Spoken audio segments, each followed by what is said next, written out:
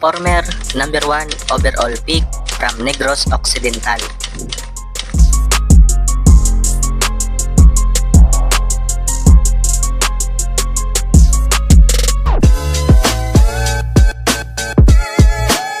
Severino Nonoy Baclao Jr.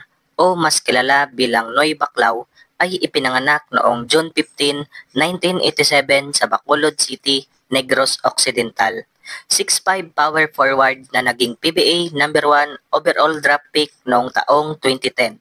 Bago pa man mag-basketball ay naglaro muna ito ng football hanggang sa madiskubre si Noy Baclao ng nooy coach ng West Negros High School at inopera na maglaro sa kanilang basketball varsity team kapalit ng athletic scholarship. At dahil nga sa reputasyon ni Noy Baclao bilang isang major defensive contributor lalo na sa blocking at rebound ay napansin ito ng mga Manila-based college scout at taong 2006 nang ma-recruit na nga itong si Noy Baclao ng Ateneo de Manila University.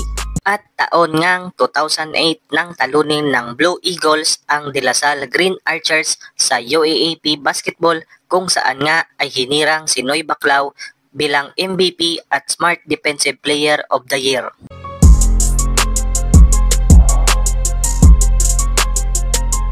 Noong 2010 PBA draft ay naging top pick ng R21 Express si Noy Baclao kung saan ay pumirma ito ng 3 years maximum deal at hindi naman ito binigo ang R21 dahil gumawa agad ito ng impact sa koponan lalong-lalo na pagdating sa depensa.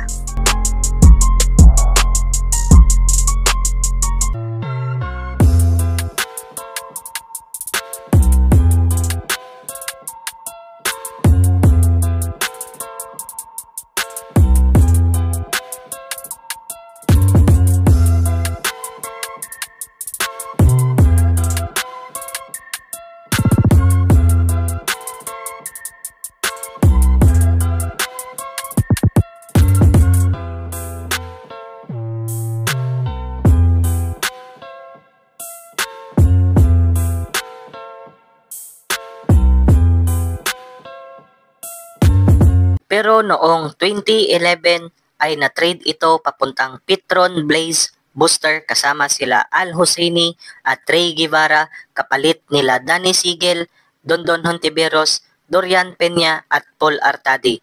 Napasama din ito sa All-Rookie team sa pagtatapos ng 2011 PBA season. Ngunit sa pagsisimula nga ng 2013 PBA season ay na-trade naman itong si Noy Baclao papuntang Meralco Bolts. At sa parehong taon ay na-trade naman ito papuntang Tokentex Tropang Texter.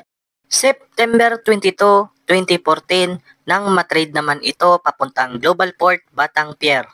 Kapalit ni Jay Washington kung saan nga ay naglaro lamang ito ng 4 na laro at nag-average ng 5 points and 3.5 rebounds sa loob ng 10 minuto. March 14, 2015 ay trinade naman ng Global Port si Noy Baclao papuntang Alaska Aces kapalit ni Gabby Espinas.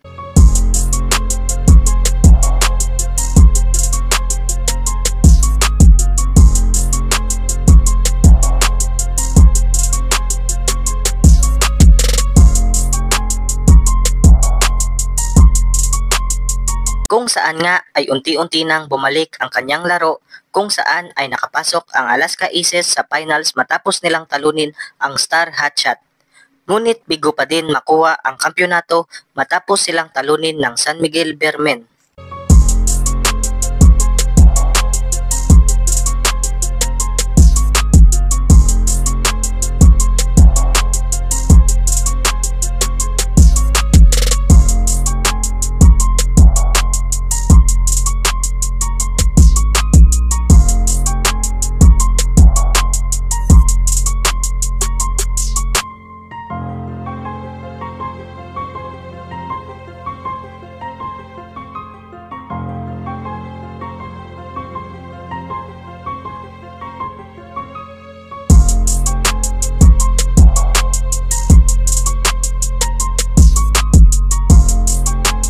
Ngunit hindi naman nabigo si Noy Baclao dahil nabigyan ito ng 1-year contract extension ng Alaska Aces para sa 2015-2016 PBA season kung saan nga ay nakapasok ulit ito sa PBA ngunit bigo pa din masungkit ang kampyonato.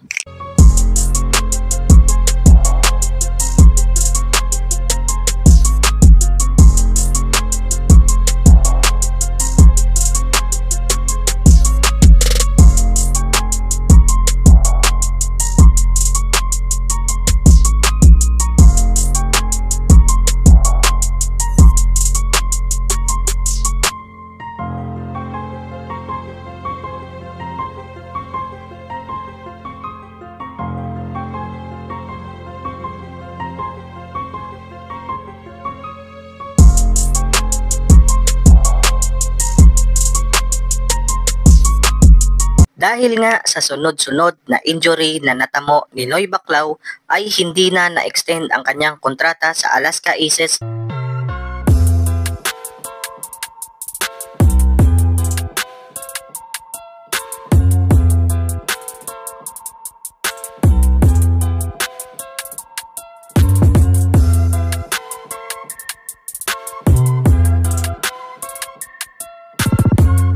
At sa halip ay kinuha siya ng Meralco Bolts para sa 2020 PBA season ngunit bigo naman makapaglaro dahil kagagaling lamang nito sa mga natamong injury.